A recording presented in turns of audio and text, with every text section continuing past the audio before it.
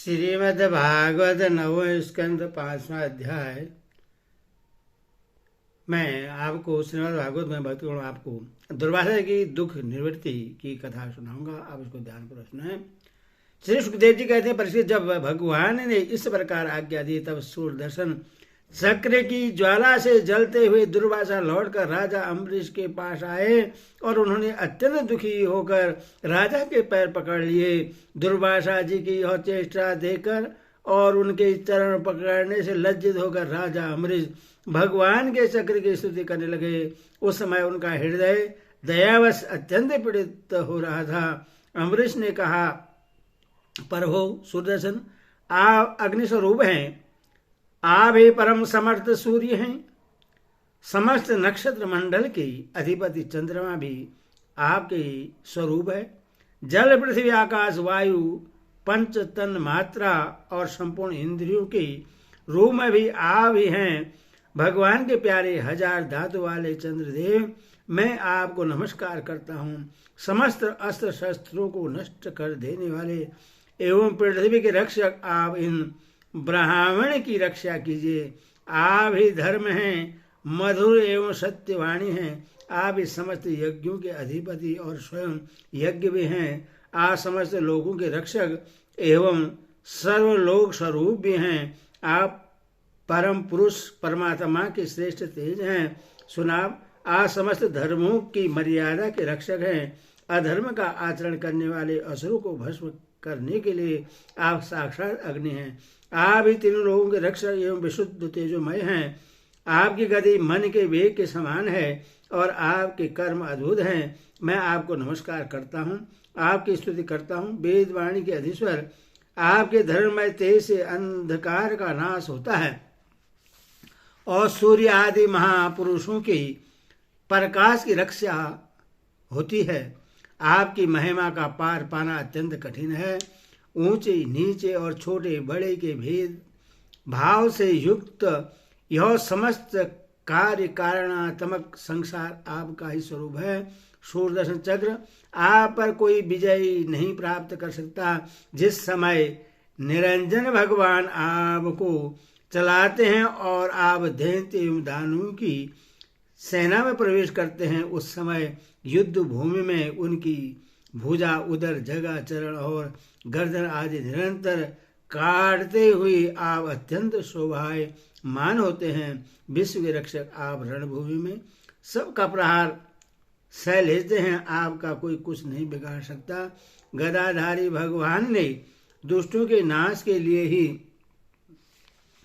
आपको नियुक्त किया है। आप कृपा करके हमारे कुल के भाग्योदय के लिए दुर्वासा जी का कल्याण कीजिए।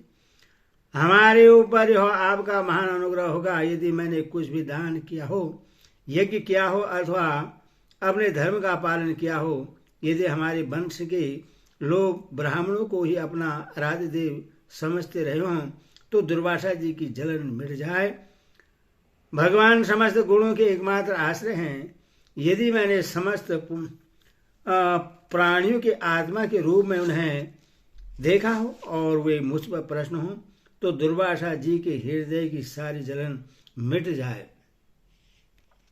श्री सुखदेव जी कहते हैं, जब राजा अम्बरीश ने दुर्वासा जी को सब ओर से जलाने वाले भगवान के सुदर्शन चक्र की इस प्रकार स्तुति की, तब उनकी प्रार्थना से चक्र शांत हो गया। जब दुर्वासा चक्र की आग से मुक्त हो गए, और उनका चित्त स्वस्थ हो गया, तब वे राजा अम्बरीश को अनेकानेक उत्तम आशीर्वाद देते हुए उनकी प्रशंसा करने लगे। दुर्वासा ने कहा, धन्य हैं, आज मैंने भगवान के प्रेमी भक्तों का महत्व देखा। राजन, मैंने आपका अपराध किया, फिर भी आप मेरे लिए मंगल कामना ही कर रहे हैं। जिन्होंने भक्त वत्सल भगवान श्री हरि के चरण कमलों को दृढ़ प्रेम भाव से पकड़ लिया है, उन साधु पुरुषों के लिए कौन सा कार्य कठिन है। जिनका हृदय उदार है वे महात्मा भला किस वस्तु का परित्याग नहीं कर सकते। जिनके मंगलमय नामों के स्वर्ण मात्र से जीव निर्मल हो जाता है। उन्हीं तीर्थपाद भगवान के चरण कमलों के जो दास हैं उनके लिए कौन सा कर्तव्य शेष रह जाता है। महाराज अम्बरीश, आपका हृदय करुणा भाव से परिपूर्ण है। आपने मेरे ऊपर महान अनुग्रह किया। अहो, आपने मेरे अपराध को भुलाकर मेरे प्राणों की रक्षा की है। परीक्षित, जब से दुर्वासा जी भागे थे तब से अब तक राजा अम्बरीश ने भोजन नहीं किया था। वे उनके लौटने की बाट देख रहे थे। अब उन्होंने दुर्वासा जी के चरण पकड़ लिए और उन्हें प्रश्न करके विधिपूर्वक भोजन कराया। राजा अम्बरीश बड़े आदर से अतिथि के योग्य सब प्रकार के भोजन सामग्री ले आए। दुर्वासा जी भोजन करके त्रिवृत्त हो गए। अब उन्होंने आदर से कहा, राजन, अब आप भी भोजन कीजिए। अम्बरीश, आप भगवान के परम प्रेमी भक्त हैं। आपके दर्शन, स्पर्श, बातचीत और मन को भगवान की ओर प्रवृत्त करने वाले आतिथ्य से मैं अत्यंत प्रसन्न और अनुग्रहित हुआ हूँ। स्वर्ग की देवगनाएं बार बार आपके इस उज्जवल चरित्र का गान करेंगी। यह पृथ्वी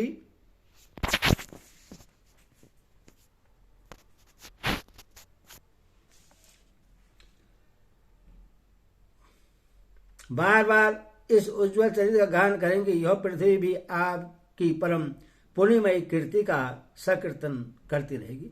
श्री सुखदेव जी कहते हैं, दुर्वासा जी ने बहुत ही संतुष्ट होकर राजा अम्बरीश के गुणों की प्रशंसा की और उसके बाद उनसे अनुमति लेकर आकाश मार्ग से उस ब्रह्मलोक की यात्रा की जो केवल निष्काम कर्म से ही प्राप्त होता है। परिचित, जब सूर्यदर्शन चक्र से भयभीत होकर दुर्वासा जी भगे थे तब से लेकर उनके लौटने तक 1 वर्ष का समय बीत गया। इतने दिनों तक राजा अम्बरीश उनके दर्शन की आकांक्षा से केवल जल पीकर ही रहे। जब दुर्वासा जी चले गए तब उनके भोजन से बचे हुए अत्यंत पवित्र अन्न का उन्होंने भोजन किया। अपने कारण दुर्वासा जी का दुख में पड़ना और फिर अपने ही प्रार्थना से उनका छूटना, इन दोनों बातों को उन्होंने अपने द्वारा होने पर भी भगवान की ही महिमा समझा। राजा अम्बरीश में ऐसे ऐसे अनेकों गुण थे। अपने समस्त कर्मों के द्वारा वे परम ब्रह्मा परमात्मा श्री भगवान में भक्ति भाव से अभिव्यक्त करते रहते थे। उन भक्ति के प्रभाव से उन्होंने ब्रह्मलोक तक के समस्त भोगों को नरक के समान समझा। तदनंतर राजा अम्बरीश ने अपने ही समान भक्त पुत्रों पर राज्य का भार छोड़ दिया और स्वयं वे वन में चले गए। वहां वे बड़ी धीरता के साथ आत्मस्वरूप भगवान में अपना मन लगाकर गुणों के प्रभाव रूप संसार से मुक्त हो गए। परिचित, महाराज अम्बरीश का यह परम पवित्र आख्यान है। जो इसका संकीर्तन और स्मरण करता है वह भगवान का भक्त हो जाता है। हरिओम तत्सत, हरिओम तत्सत। भक्तगणों, आप इस चैनल को, भक्ति माँ भगवती चैनल को लाइक एंड सब्सक्राइब जरूर करें और इस कथा को पूरा सुनें।